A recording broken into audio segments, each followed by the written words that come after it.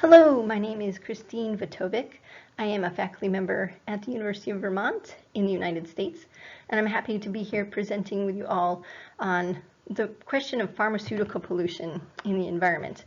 And this is an area of research that has been under investigation for several years, decades now really.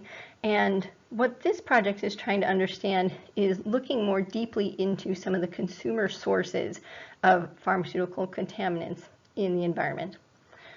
For a bit of background, we know that pharmaceuticals provide tremendous benefit to human health, and as contaminants of emerging concern, they also pose a number of risks to both public health and the environment when they become contaminants. So some of the primary sources on the consumer end for how these pharmaceuticals get into the environment is both through excretion and inappropriate disposal. And I've been looking at this question of inappropriate disposal for a number of years through different types of surveys of consumers.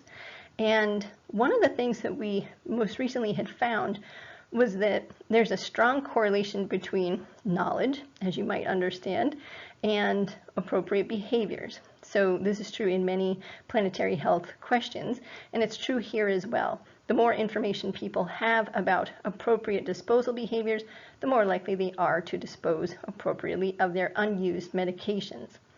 So one of the things that we had found in previous research was that people were reporting that many of the pharmaceuticals they have do not include disposal information directly on the packaging.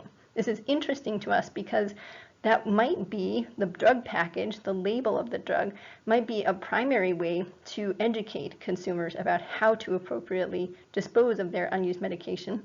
So we did a directed content analysis of 53 different pharmaceutical compounds in the Daily Med online database that is available through the National Institutes of Health in the United States. And we basically searched for any sort of packaging information available in that database for the 53 top pharmaceuticals of concern that have been found in our previous research directly entering surface waters.